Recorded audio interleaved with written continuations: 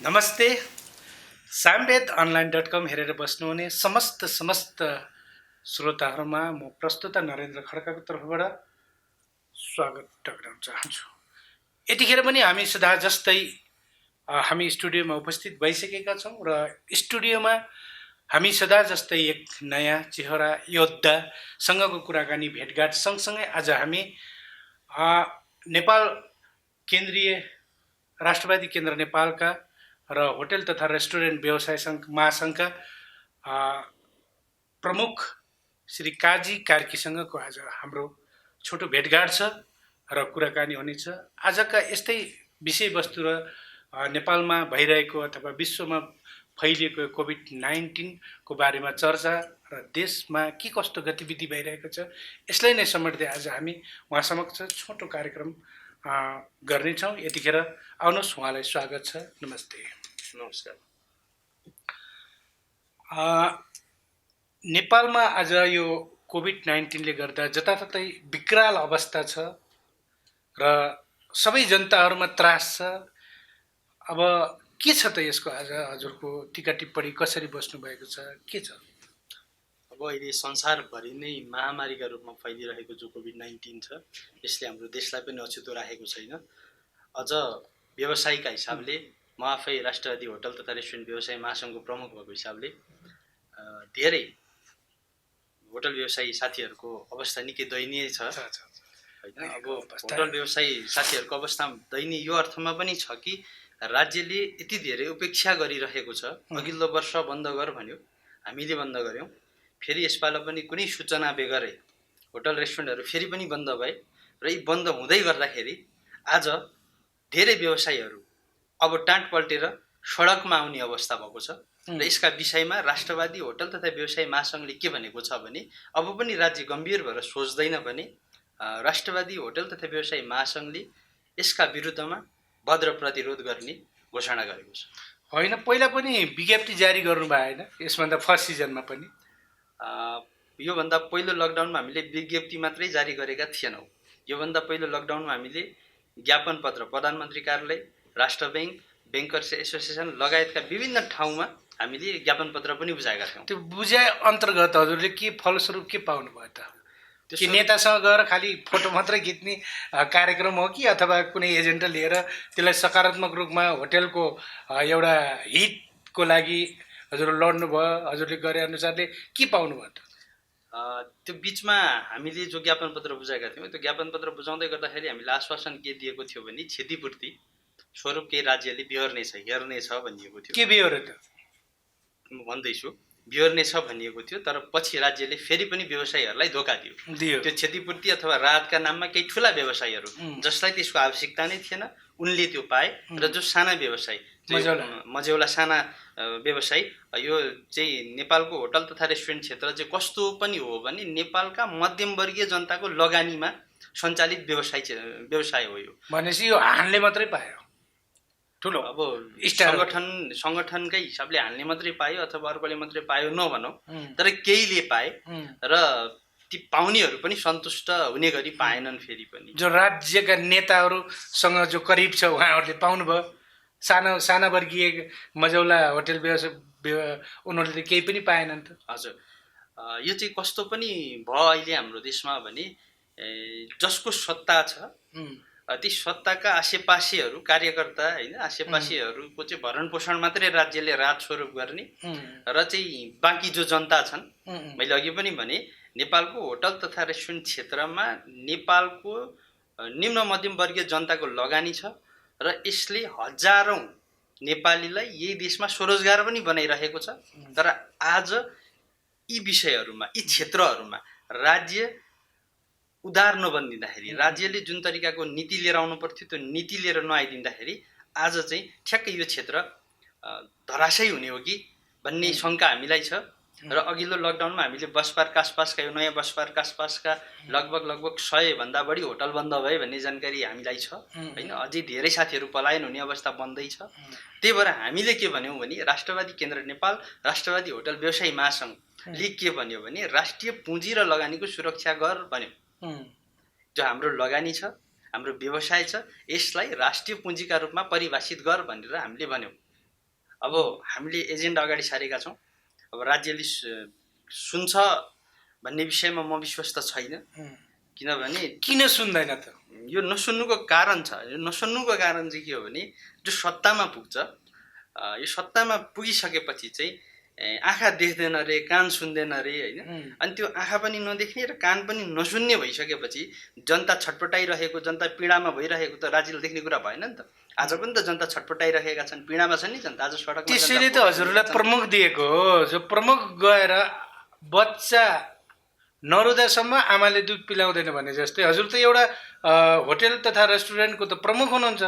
हजुर गएर त्यहाँ समक्ष यस्तो यस्तो समस्या छ, हामीलाई हाम्रो होटेलमा यो समस्या छ, यो किन हुँदैन, हामीले राज्यलाई कर तिरेको छौँ भनेर हजुरले प्रतिवाद गर्न सक्नुहुन्न र? हामीले यो गऱ्यौँ। योभन्दा अघिल्लो लकडाउनमा गऱ्यौँ। यो बिचमा पनि हामीले केही विज्ञप्तिहरू जारी गऱ्यौँ र भन्यौँ। र फेरि पनि योभन्दा अगाडि, यो लकडाउन अगाडि र गएको लकडाउनको पछाडि बिचमा गत फागुन 21 गते भिरकुटी मण्डपमा हजारौँ मान्छेका बिचमा हामीले के भनेका छौँ भने राज्यलाई असहयोग नीति, भद्र अवज्ञा आन्दोलन भनेका छौँ। त्यो भद्र अवज्ञा आन्दोलन भनेको चाहिँ के हो भने फेरि वडादेखि केन्द्रसम्म राज्यलाई असहयोग नीति, राज्यलाई सहयोग नगर्ने। त्यो किन सहयोग नगर्ने भने हामीले कर तिरेका छौँ। हामीले तिरेको कर कहाँ, कति, केमा खर्च हो भनेर राज्यले आजसम्म हामीलाई भनेको छैन। त्यो नभनिसकेपछि अब हामी सधैँ कर मात्रै तिरिराख्ने, होइन, नेपाली जनता चाहिँ करदाता मात्रै हो भन्ने जो बुझाइ छ, यो बुझाइका विरुद्धमा अब जनता लाग्नुपर्छ भन्ने हाम्रो बुझाइ हो। फेरि त्यहाँनिर हामीले चाहिँ यसका विरुद्धमा सशक्त प्रतिरोध गर्ने, अब अहिले कोभिडका बिचमा, महामारीका बिचमा चाहिँ सडकमा जाने अथवा सडक आन्दोलन गर्ने भन्ने विषय अहिले तत्कालै नहोला। हाम्रो कार्यक्रम चाहिँ छ, फेरि पनि केही समयमा हामी फेरि सडकमै जाने हो कि भन्ने विषयमा सोचिरहेका छौँ। किनभने माग नसुनिसकेपछि माग सुनाउनका लागि, त्यो बुझाउनका लागि चिच्याउन पर्छ, कराउन पर्छ। र जो हामी सडकमा छौँ र हाम्रा लागि कराउने ठाउँ भनेको सडक हो। हामी छिट्टै त्यहाँ जाने तयारी गर्दैछौँ। एउटा होटेल व्यवसायसँग जस्तै यो राज्यले हेर्ने भनेको एउटा हानलाई, यो मझौला वर्गको मान्छेले होटेलले राज्यलाई चाहिँ कर तिरेको छ। अहिलेसम्म यो मझौलालाई पर्यटन बोर्डभित्र राखेको छैन र यसले अर्कै किसिमको भनौँ न, जसरी राज्यले चाहिँ कर चाहिँ लिने तर यिनीलाई चाहिँ मेनु नदिने, यसको बारेमा के एजेन्डाहरू उठाउनु भएको छ छैन? यसका विषयमा हामीले के भनेका छौँ भने कि त सरकारले यसलाई स्वतः खारिज गर्न पर्ने, यसलाई नलिन पर्ने नि त, होइन र? कर नलिन पर्ने, कर चाहिँ हान बराबर ठुलो स्टार होटेल बराबर चाहिँ लाद्ने। अनि चाहिँ यिनीहरूलाई चाहिँ सोध्यो भने मापदण्ड पुगेन भन्छन्। मापदण्ड नपुगे चाहिँ स्वतः खारिज गर्नु पऱ्यो नि त। यो यति यतिकोलाई दिने, यति यतिलाई नदिने, यसको मापदण्ड, एउटा होटेल बनाउने यो मापदण्ड चाहिन्छ भनेर त्योभित्र यहाँ त कतिपय चिजमा त हजुरको आफ्नै प्राइभेट गाडी घोडा पनि राख्न नसक्ने ठाउँको छ त छन् त। यो विषयमा के हो भने मुख्य कुरो त फेरि पनि कहाँ जोडिन्छ भने मैले अघि भनेको राज्यको नीतिमै जोडिन्छ। राज्यको नीति कस्तो बनियो भन्ने कुराले असर गर्छ त्यहाँनिर। जो राज्यको नीति आज बनेको छ र जो राज्यको नीतिमा धेरै व्यवसाय साथीहरू जो व्यवसाय गरिराख्नु भएको छ, होइन। अब पहिला सामान्य चाहिँ होटल रेस्टुरेन्ट भनेर सञ्चालन गर्न पाइन्थ्यो भने आज प्रणाली लेख्नै पर्ने, प्रणालीमा जानै पर्ने। तर त्यो प्रणालीले पाउने सेवा सुविधा चाहिँ के हो त, होइन। त्यसका विषयमा राज्य फेरि गम्भीर छैन। मात्रै बोर्डमा प्रणाली लेख्न पर्ने, कम्पनी दर्ता गर्न पर्ने, प्रणालीमा गइसक्यो, उसले प्रणालीकै हिसाबमा कर तिरिरहेछ, होइन, राज्यलाई कर तिरिरहेछ र सबैभन्दा महँगो कर तिरिरहेछ। मैले अघि के भनेको थिएँ भने नेपालको होटल तथा रेस्टुरेन्ट क्षेत्र जो छ यो भनेको नेपालको निम्न मध्यम वर्गीय जनताको लगानीमा सञ्चालित व्यवसाय हो। र यो व्यवसायले लाखौँ नेपाली जनताका छोराछोरीलाई, लाखौँ नेपाली युवा युवतीलाई यही देशमा स्वरोजगार बनाइरहेको छ भनेको यसले मान्छेलाई विदेश बेचिनबाट पनि त बचाइरहेको छ नि त। तर राज्यले यो हेरिरहेको छैन भनेको, यो देखिरहेको छैन र ऊ देख्न पनि चाहँदैन। यो राज्यको गलत नीतिको कारणले हो। यो सिस्टम जो अहिले चलिरहेको जो व्यवस्था छ, बहुदलीय व्यवस्था, होइन, गणतन्त्रात्मक जो व्यवस्था छ, यो फेलियर व्यवस्था हो। र यो फेलियर व्यवस्थामा काहीँ कतै कसैले केही गरे पनि हुन्न। अब यसको विकल्प खोज्ने हो। हामीले लगभग 40 वर्ष असफल संसदीय व्यवस्थाको गाडी कुदाइसक्यौँ होइन। यो बहुदलीय व्यवस्थाका नाममा यो असफल गाडी हामीले कुदाइसक्यौँ। लगभग 40 वर्ष भयो। 40 वर्षदेखि यो असफल व्यवस्थाको गाडी कुदाउँदै जाँदाखेरि हामी कहाँ गइरहेका छौँ त भन्दाखेरि हामी दुर्घटनातर्फ अगाडि गइरहेका छौँ। हामी यो देशै कोल्याप्स हुने बाटोतिर अगाडि बढिरहेका छौँ। आज व्यवसाय एउटा मात्रै व्यवसाय, होटल रेस्टुरेन्ट व्यवसायको मात्रै समस्या होइन, यहाँ यातायात व्यवसाय पनि पीडित छ, यहाँ अन्य चाहिँ सबै खालका व्यवसायहरू पीडित छन्। भनेको किन त भन्दाखेरि राज्यको नीति त्यस्तो बनेन, राज्य व्यवसायहरूप्रति उदार भएन।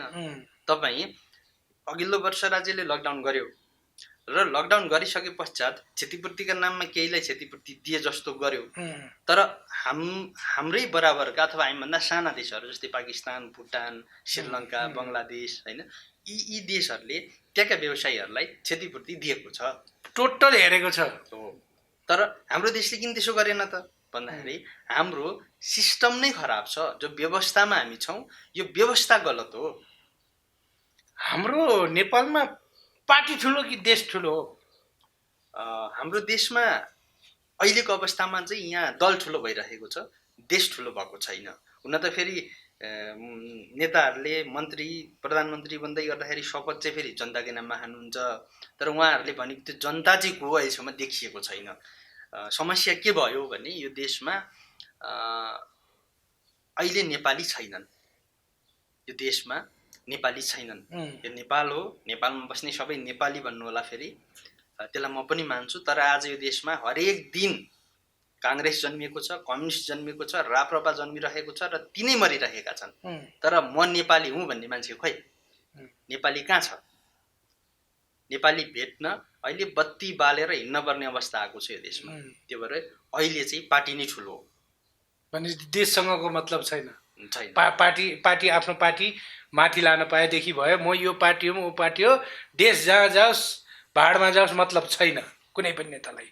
भने सँगसँगै हजुर पनि त हिजो धेरै यस्तै कार्यकर्ता भएर हिँड्नुभयो।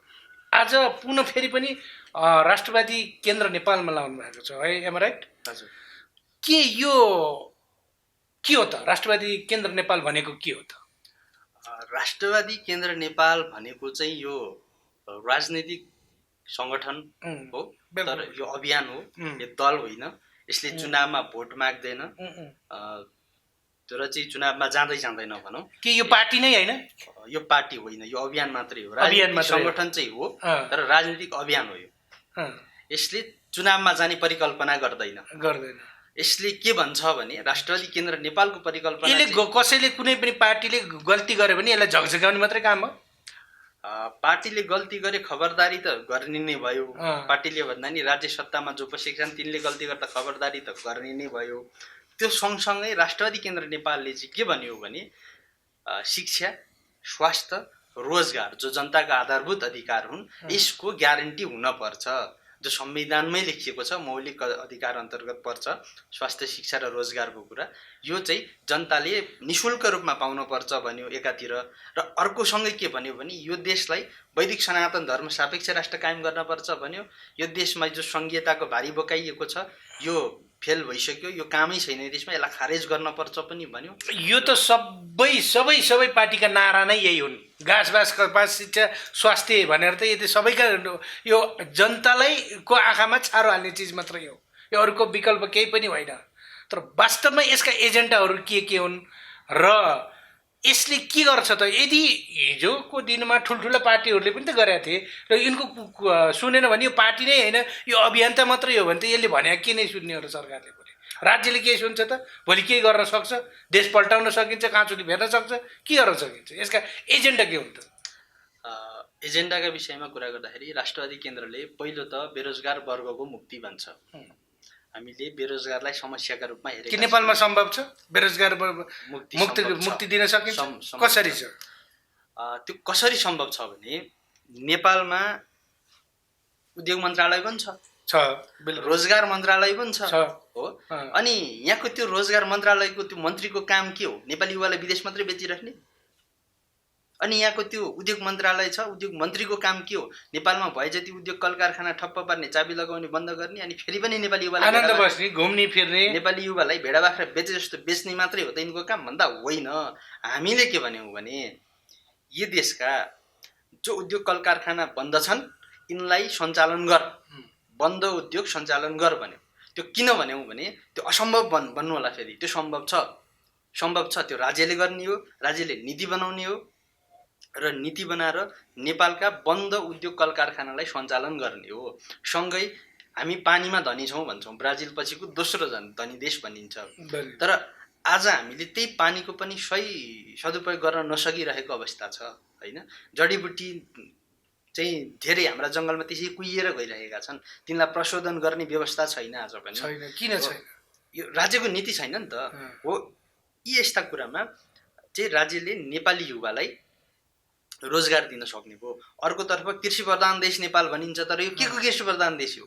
धान, तपाईँको चाहिँ चामल, गहुँ, दाल, लसुन, अदुवा, इभन धनिया र खोर्सानी पनि हामी अर्काको देशबाट किनेर खाइरहेका छौँ भने यो देश कृषि प्रधान कसरी भयो? आफ्नो सबै खेतीबारी सबै बिरपाखा भइसक्यो, बाँझो छ, त्यो भएको बनमाराले खाइसक्यो। त्यो भएको भएर राज्यले कृषि गर्छु भन्ने युवाका लागि पनि नीति बनाइदिन पर्यो होइन। सहज रूपमा चाहिँ उसका लागि चाहिँ व्यवस्थापन गरिदिन पर्यो। हामीले केही समय अगाडि समाचार पढ्यौँ होइन, केही ठेकदारका कारणले देशमा कृषकले जो थोरै बचेका कृषक थिए तिनले मल पनि पाएनन् यो देशमा होइन। भने राज्यले सबैभन्दा सुरुमा यो देशकै एउटा मात्रै कृषि औजार कारखाना जो वीरगञ्जमा छ, जो बन्द छ, यसलाई सञ्चालन गरिदिन पर्यो। त्यो लगायत कागज कारखाना, कपडा कारखाना धेरै छ नि, चिनी मिल छ, सबैलाई राज्यले, बाँसबारी छाला जुत्ता छ, चुरोड कारखाना छ। यी एभाउट यति लगभग 3032 त कल कारखाना, त्यो सबै यता खाइसके, यिनले पचाइसके। अरू त त्यत्रो टाढातिरै नजाऊँ, त्यो त खाइसके, पचाइसके। म यति मात्रै भन्न चाहन्छु कि अहिले लगभग 1 लाखजना सङ्क्रमित होलान् यो कोभिड-19बाट नेपालमा, लगभग त्यति होलान्। त्यसको हाराहारीमा एकदम आइसोलेसनै बस्नुपर्ने 10,000 देखि 20,000 सम्मैमा जनता होलान्। तिनीहरूलाई एउटा सिलिन्डर अहिलेसम्म अक्सिजन सिलिन्डर पुर्याउन सकेको छैन। यो राज्यले गरे के यसमा भोलि राष्ट्रवादी केन्द्रले यस्ता अभावत कुराहरूलाई के अगाडि ल्याउन सक्छ? ल्याउँछ, विश्वस्त छ एकदमै। म विश्वास दिलाउन चाहन्छु राष्ट्रवादी केन्द्र नेपालले देशमा भएका विसङ्गति, संस्कृति जो छन् यिनका विरुद्धमा सधैँ आवाज उठाउँदै आइरहेको र यो जो अहिले कोभिडको महामारीका बीचमा अक्सिजन नपाउने, बेड नपाउने दुनियाँ जो समस्या यावत रूपमा आइरहेका छन् यसका विषयमा छिट्टै राष्ट्रवादी केन्द्र नेपालले आफ्नो कुरा अगाडि सार्नेछ। होइन, सार्ने छ भन्दा सार्दैन मान्छे त च्वाटो नै छ। अहिले नै एकदम छिटोभन्दा छिटो कदम चालेको छ या छैन? अहिले तत्कालै हामी के गर्दैछौँ भने ललितपुर जिल्लाका हरेक वडामा अहिले त्यहाँबाट हामीले सुरु गरिरहेका छौँ। अहिले अक्सिजन मात्रै महत्त्वपूर्ण चिज त हुँदै हो, सँगै फेरि रगत पनि त चाहियो नि त होइन। त्यो भएर अहिले भक्तपुर जिल्लाबाट राष्ट्रवादी केन्द्र नेपालले के सुरु गरेको छ भने हरेक दिन 15 पेन्ट रगत चाहिँ उपलब्ध गराइरहेको छ। त्यहाँ रक्तदान कार्यक्रम चाहिँ सञ्चालन भइरहेको छ। यो निषेधाज्ञा जारी भएको दिनदेखि नै आजको डेटसम्म त्यहाँ सञ्चालन भइरहेको छ कार्यक्रम। त्यो चाहिँ हामीले यो उपत्यकामा पुरै रक्तदान कार्यक्रम सञ्चालन गर्नेछौँ र चाहिँ रगतको अभाव हुन दिने छैन। यो त धेरै राम्रो हो, धेरै राम्रो गर्नुभएको छ। किनकि रक्तदान जीवनदान हो। यसको लागि त अत्यन्तै राम्रो विषय उठाउनु भएको हो। भनेपछि अबका यी एजेन्डाहरू जति पनि राष्ट्रवादी केन्द्र नेपालका जति पनि छन्, यो भोलिको दिनमा एउटा होटल व्यवसायले पाउनुपर्ने, एउटा राज्यले पाउनुपर्ने सम्पूर्ण चिजमा के हामी अग्रता लिन सकौँला त? हामी सक्छौँ, हामी गर्छौँ भनेर हामी अगाडि बढिरहेका छौँ। जहाँसम्म एजेन्डाको कुरा छ, मैले अघि त बेरोजगार वर्गको मुक्ति सँगै हामीले देशलाई वैदिक सनातन धर्म सापेक्ष राष्ट्र कायम गर्ने कुरा छ होइन, सङ्घीयता खारेज गराउने कुरा छ र व्यवसाय र लगानीको सुरक्षा गर्नुपर्छ राज्यले भनेर भनेका छौँ। यो सङ्घीयता खारेज भन्ने बारम्बार आइरहन्छ के? यो राष्ट्रवादी केन्द्र नेपाललाई कुर्ची नपुगेर यो कुरा ल्याए हो कि वास्तवमै यो देशको लागि एकदम घातक मुलुक हो त? यो अब यो राष्ट्रवादी केन्द्र नेपाललाई कुर्सी नपुगेर भन्ने चाहिँ हजुरको कुरा छ।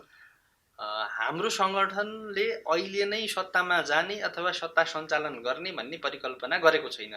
पहिलो त राष्ट्रवादी केन्द्र नेपालले के चाहन्छ भन्ने कुरा बुझ्न जरुरी छ। बिल्कुल होइन, हामीले के भनेका छौँ भने जो हाम्रा माग र मुद्दा छन् यिनलाई जो कहिले सम्बोधन गरिदिए पनि हुन्छ।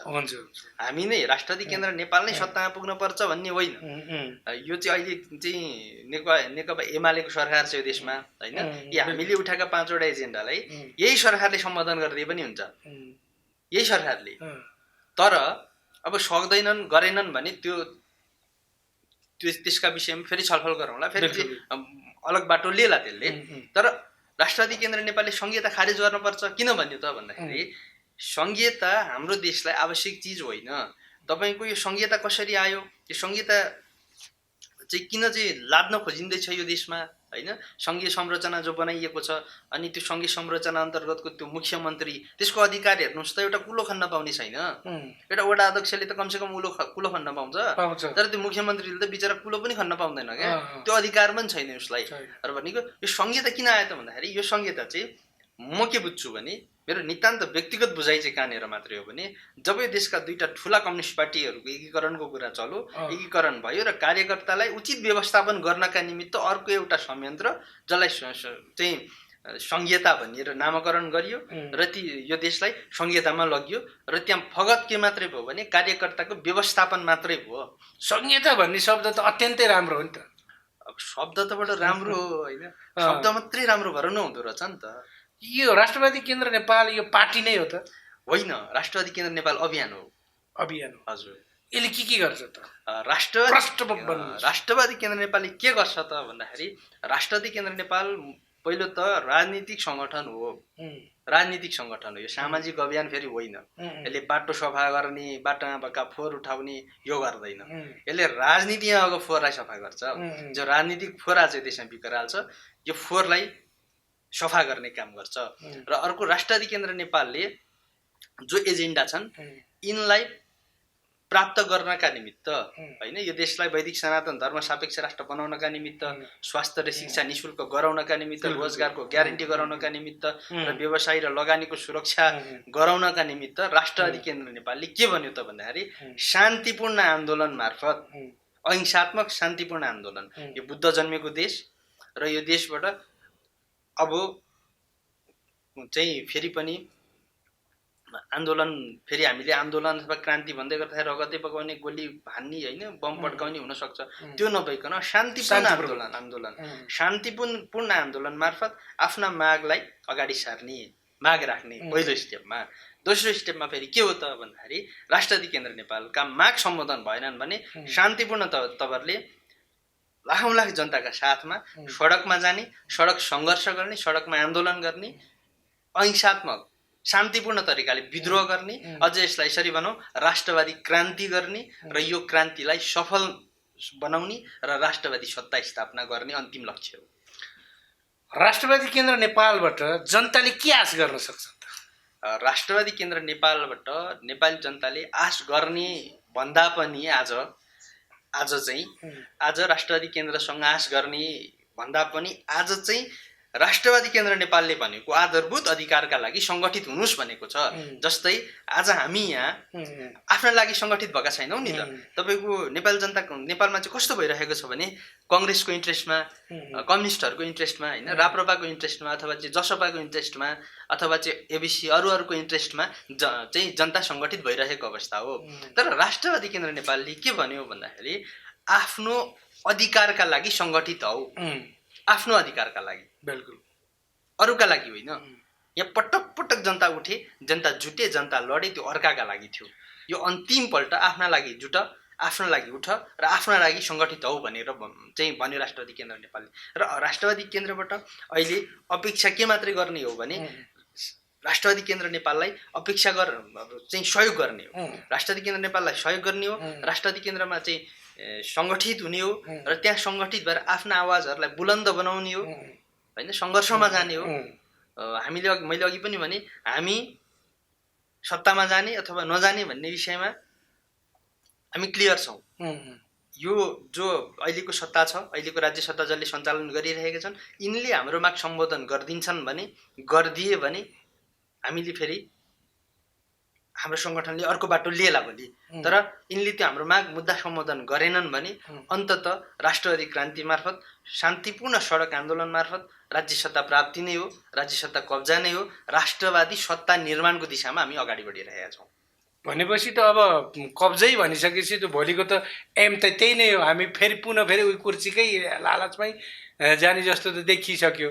भनेपछि के भोलिको यसको दिशा फरक होला? दिशा फरक भन्दा पनि कस्तो हो भने, मैले अघि पनि भनेको थिएँ, फागुन 21 को कुरा गरेको थिएँ। फागुन 21 गते हामीले वृहत कार्यक्रम गऱ्यौँ हजारौँ जनताका बिचमा, र त्यहाँ हामीले भद्र अवज्ञा आन्दोलनको घोषणा गऱ्यौँ। र त्यो भद्र अवज्ञा आन्दोलनको घोषणा गरे पश्चात फेरि अहिले हामी वडादेखि केन्द्रसम्म सरकारलाई असहयोग नीति भनेर अगाडि बढिरहेका छौँ होइन। हाम्रा मागहरूलाई सँगै अगाडि पनि सारिरहेका छौँ होइन। हामीले पटक पटक सरकारलाई, जसले राज्य सत्ता सञ्चालन गरिरहेको छ, उहाँहरूलाई हामीले भनेको के मात्रै हो भने, हाम्रो माग र मुद्दाको सम्बोधन होस्। नेपाली युवा अब नबेचिउन्। यहाँ तपाईँको 3 करोड जनसङ्ख्या छ भनेर यो देशमा भन्छ होइन। 3 करोड जनसङ्ख्या भएको देशका 1.25 करोड युवा युवती अर्काको देशमा बेचिएका छन्, अर्काको देशमा गुलाम हुन गएका छन् होइन। तपाईँको आज नेपालीको कथा खोज्ने हो भने भारतका गल्लीहरूमा खोज्नुपर्ने भएको छ, अरबका गल्लीहरूमा खोज्नुपर्ने भएको छ। नेपालीको कथा नेपालमा भेटिन छोडेको छ। गाउँघरमा लास उठाउने मान्छे छैनन् आज होइन। अहिले त नेपाल त कस्तो भने खाली गरिँदैछ क्या, यो देश खाली गराइँदैछ। एउटा मिसनमै चाहिँ यो देश खाली गराइँदैछ। यहाँका युवा तन्देरीलाई, अलि हुने खानेका छोराछोरीलाई पढ्ने बाहनामा युरोप अमेरिका, अलि निम्न वर्गका चाहिँ छोराछोरीलाई फेरि चाहिँ कमाउने नाममा अरब दुबई कतारतिर होइन। जसरी यो देशका युवाहरूलाई पलायन गरिँदैछ, यो सामान्य चिज होइन, यो सामान्य चिज होइन। आज देश बुढाबुढी र साना साना केटाकेटी बस्ने देश भएको छ होइन।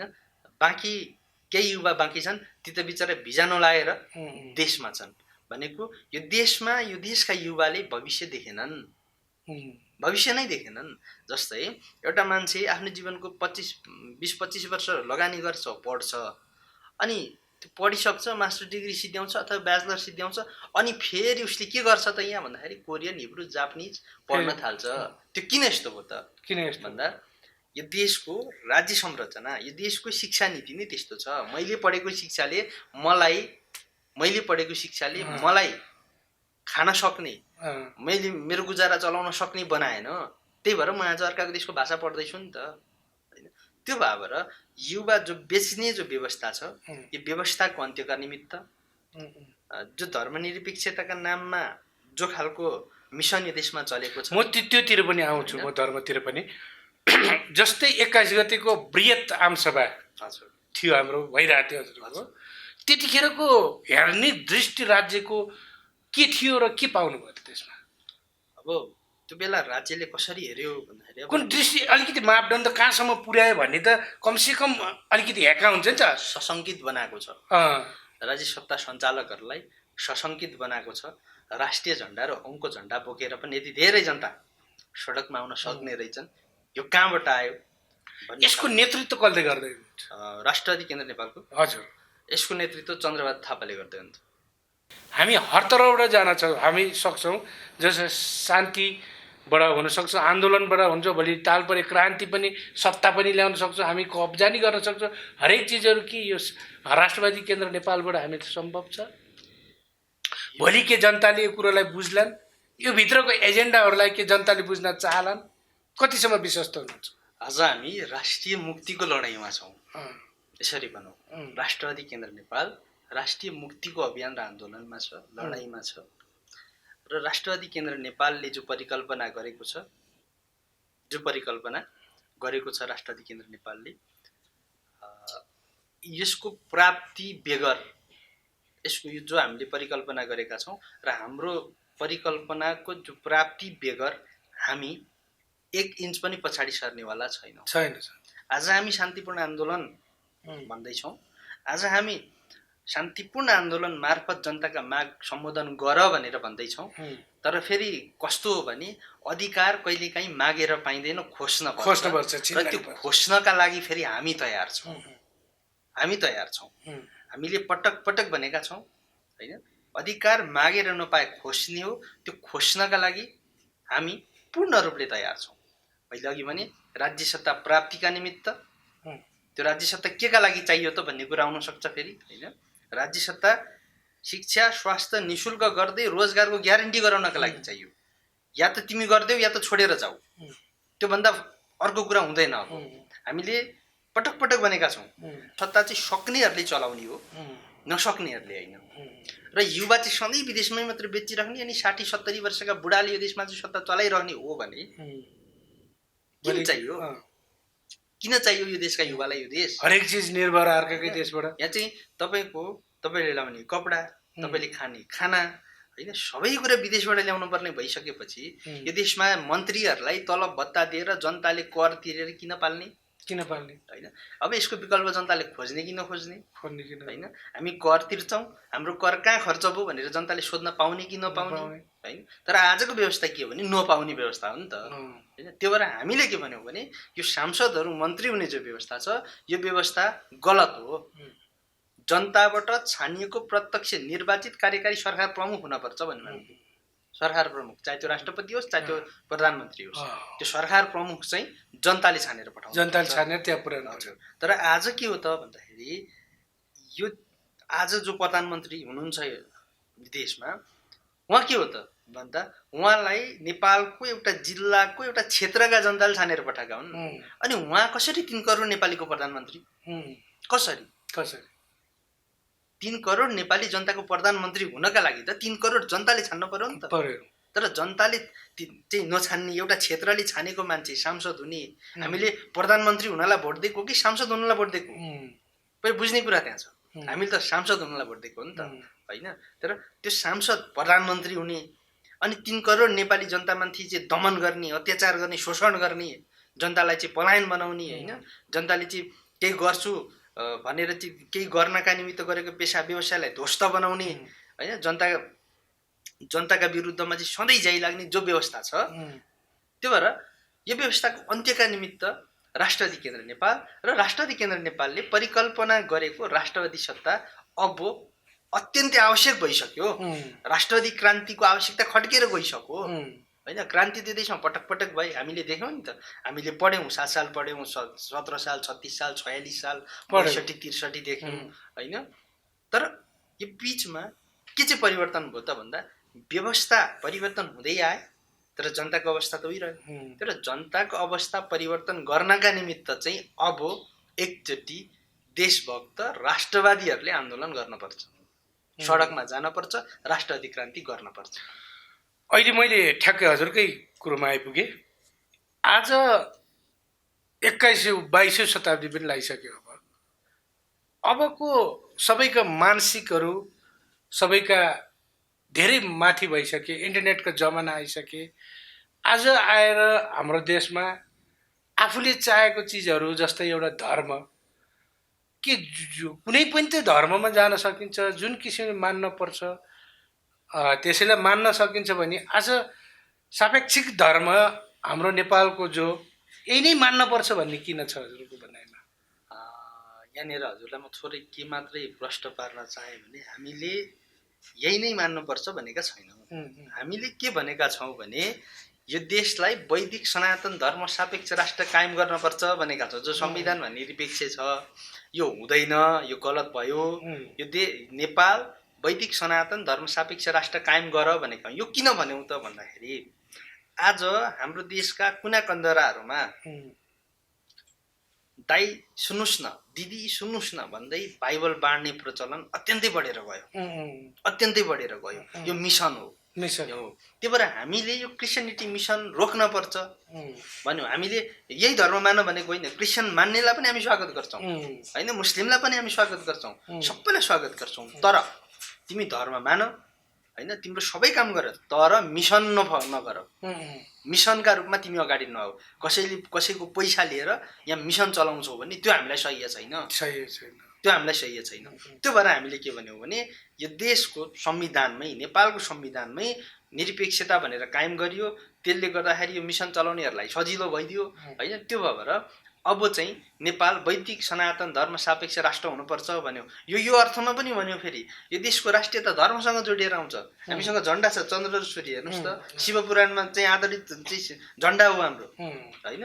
त्यो भएको कारणले चाहिँ नेपाल चाहिँ देवभूमि तपोभूमि भनिन्छ, होइन? अनि यो देवभूमि तपोभूमि भनेर भनिँदै गर्दाखेरि, होइन, संसारको चाहिँ एउटा मात्र यस्तो देश जहाँ सबैभन्दा धेरै वैदिक सनातन धर्म मान्ने नागरिक बस्छन्, एउटा मात्रै यस्तो देश जहाँ चाहिँ विश्वकै एउटा मात्र यस्तो देश जहाँ किराँतीश्वर धर्म मानिन्छ। यो देशमा मानिँदैन किराँत धर्म, यो देशमा मानिन्छ। अनि फेरि यो देशको धर्म संस्कार संस्कृतिलाई नै तहस गराउने गरी जो खेल आज रचिँदैछ, अनि यसका विरुद्धमा आज मेरो समूहका युवा नोबेली को बोल्ने त, होइन? यो यसका विरुद्धमा अब हामी लाग्नुपर्छ। अब यो देशलाई साँच्चीकै बचाउने हो भने अब देश बनाउने कुरा छोडिदिउँ, देश धेरैले बनाउँछु भने बनाउने कुरा छोडिदिउँ, आज देश बचाउने कुरा हो।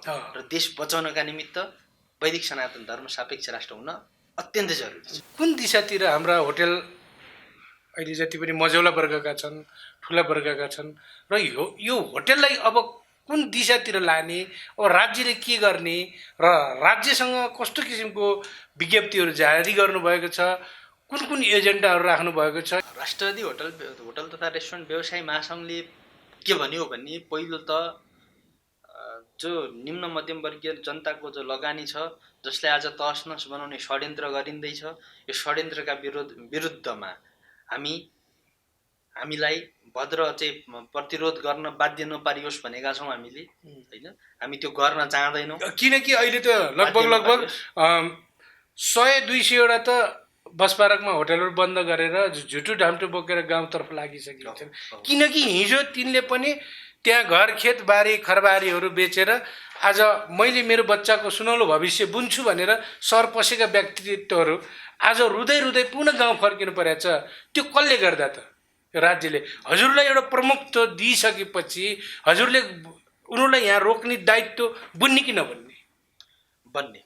हामीले के भन्यौँ त भन्दा, हाम्रो सङ्गठनले के भन्यो त भन्दा, अहिलेको जो यो बन्दाबन्दीको जो समय छ, यसमा कमसेकम राज्यले कर्मचारीको तलबको 50% राज्यले बिहोरोस्, र जो घर भाडा छ, घर भाडा पनि राज्यले 50% बिहोरी दिए हामी व्यवसायलाई के राहत हुन्छ।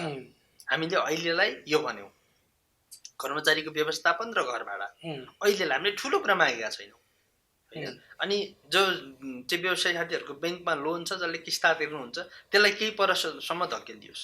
हामीले मिना गर भनेका छैनौँ, मिना गर भन्दै भनेको होइन, हामी तिर्छौँ, तर अहिले हामीसँग तिर्ने अवस्था छैन। अब आज हेर्नुहोस् त, होटल बन्द छ, ब्याङ्कले फोन गरिरहेको छ, पैसा तिर्न आइज भन्छ, कहाँबाट जाने? यस्तो अवस्थामा ब्याङ्कले तारन फोन गरिसकेको छ। हो, त्यो भएर राष्ट्रवादी होटल तथा रेस्टुरेन्ट व्यवसाय महासङ्घले आफ्ना केही मागहरू अगाडि सारेको छ, र यी मागहरूका विषयमा राज्य गम्भीर बनेन भने चाहिँ देशैभरिका होटल व्यवसायी साथीहरूलाई सङ्गठित गरेर चाहिँ सशक्त रूपमा हामी प्रतिरोध गर्नेछौँ यसको। के हजुरसँग होटल व्यवसाय सङ्घका महासङ्घका जति पनि पदाधिकारीहरू, जति पनि कार्य समितिभित्रका छ, उहाँहरूसँग समन्वय गर्नुभएको छ? हजुरहरू गरेका छौँ।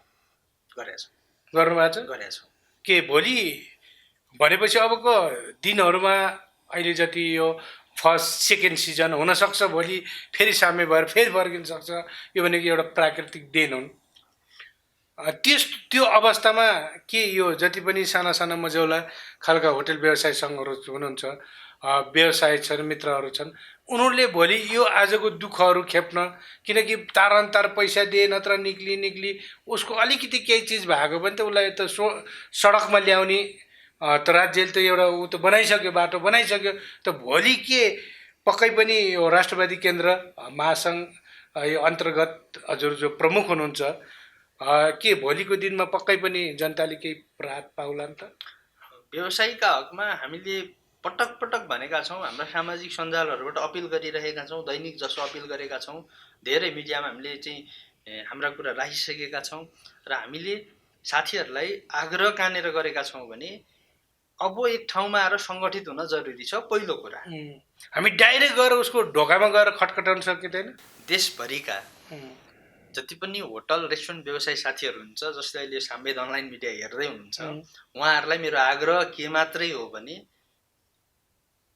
हामी अलग अलग पार्टीहरूको इन्ट्रेस्टमा सङ्गठित भयौँ, सङ्गठित छौँ होला, तर कमसेकम एकपल्ट आफ्नो लागि त सङ्गठित हौँ। राष्ट्रवादी होटेल तथा व्यवसाय महासङ्घ ती सबै साथीहरूलाई सङ्गठित हुनका निमित्त अपिल गर्दछ। पहिलो कुरा होइन, हामी सबैलाई एक ठाउँमा हौँ, सङ्गठित हौँ, अपिल गर्छौँ। र जबसम्म हामी सङ्गठित हुँदैनौँ, जबसम्म हामी फरक फरक छुट्टा छुट्टै रहिरहन्छौँ, जबसम्म हामी चाहिँ हरेक एउटा पार्टीको भातृ सङ्गठनका रूपमा रहिरहन्छौँ, त्यो हुन्जेलसम्म तपाईँले भनेको जस्तो एकैचोटि गर हाम्रा कुरा यो छन् भनेर भन्न सक्ने अवस्था रहँदैन। त्यही भएर हामीले पार्टी र दलभन्दा माथि उठेर स्वतन्त्र सङ्गठन हो। राष्ट्रवादी होटल व्यवसाय महासङ्घ भनेको नितान्त स्वतन्त्र सङ्गठन हो। यो कुनै पार्टीको भातृ सङ्गठन होइन, यसले कुनै पार्टीको झन्डा बोक्दैन। हामी दुईटा कुरा गर्दैनौँ, राष्ट्रवादी केन्द्र नेपालले पनि गर्दैन र हामी पनि, हाम्रो चाहिँ राष्ट्रवादी होटल व्यवसाय महासङ्घले पनि यो कुरा रोक्छ। हामी बन्द गर्नेहरूका विरुद्धमा जान्छौँ, चन्दा उठाउनेहरूका विरुद्धमा लाग्छौँ। तर यी सबै कुरा हुँदाहुँदै पनि देशभरका होटल व्यवसाय साथीहरू जो विभिन्न पार्टीको भातृ सङ्गठनका रूपमा हुनुहुन्छ होइन, उहाँहरूलाई मेरो विनम्रतापूर्वक अनुरोध के छ भने एकपल्ट आफ्नो लागि सङ्गठित भइदिउँ, एकपल्ट यो अन्तिम लडाइँ लडौँ जसले साँच्चीकै देश र जनताको मुहार फेर्नेछ, काजुली फेर्नेछ, देश बचाउन सकिनेछ। बदल्ने कुरा भोलि गर्दै जाउँला होइन, बदल्ने फेर्ने कस्तो बनाउने त्यो आफ्नो ठाउँमा चाहिँ तपसिलका कुरा भइदियो, तर आजका मुख्य कुरा भनेको देश बचाउने कुरा हो। देश बचे तपाईँ हामी बाँच्छौँ, देशै नरहे तपाईँ हामी कहाँ रहने। पहिला एउटा पुरानो गीत बज्थ्यो, नेपाली हामी रहँला कहाँ नेपालै नभए। आज त्यो गीत उल्टो गाउनु पर्ने बेला भएको छ, नेपाल अब रहला कहाँ नेपाली नभए भन्ने बेला भएको छ। र यो जुन उल्टो लयको गीत गाउने अवस्था आएको छ, यो के कारणले आयो त भन्दाखेरि राज्य व्यवस्थाको कारणले आयो। अहिले कोरोनाका नाममा व्यवसायीहरूलाई चाहिँ उत्पीडित बनाइँदैछ होइन, व्यवसाय तहस नहस बनाइँदैछ। यिनका विरुद्धमा अब दाइ लाग्न पर्छ। के यो राष्ट्रवादी केन्द्र नेपालबाट सम्भव छ? सम्भव छ, पक्का ग्यारेन्टी लिन्छ। राष्ट्रवादी होटल व्यवसाय महासङ्घको प्रमुख भएको हैसियतले म ग्यारेन्टी लिन सक्छु। हाम्रा माग र मुद्दा जो छन्, यी माग र मुद्दा सब एक ठाउँमा हौँ, सङ्गठित हौँ, पक्का अब डाइरेक्ट हामी जान सक्छौँ, हामी जान्छौँ। आज अत्यन्तै सान्दर्भिक कुराहरू भयो। अन्तमा हजुरले हाम्रो होटल व्यवसाय मित्रहरूलाई जति पनि कोही हाम्रा प्रमुखहरू आएर बोलिदिए हुन्थ्यो, हामी त बर्बाद भयौँ, अब घर फर्किने बाहेक विकल्प छैन, घर फर्क्यौँ भने केही छैन, कोही छैन, यस्तो अवस्थामा एकदम आत्तिको अवस्थामा हजुरले होटल व्यवसाय सङ्घलाई अथवा जनताहरूलाई के भन्न चाहनुहुन्छ?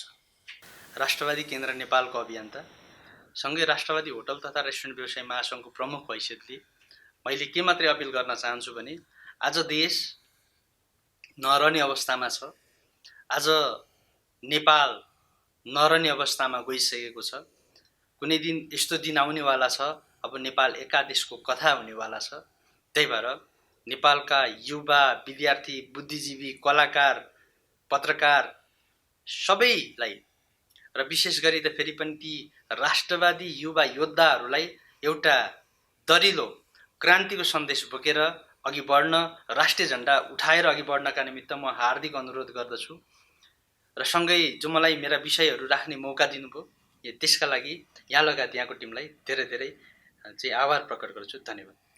हस् त, नमस्ते। हामी अन्त्यतिर छौँ। यतिखेर पनि म प्रस्तुता नरेन्द्र खड्का र क्यामेरामा नवीन खड्काको साथमा हामी पुनः फेरि पनि अर्को एपिसोडमा नयाँ विषयवस्तु, नयाँ विशेषज्ञ व्यक्तित्वसँग हामी जोडिनेछौँ।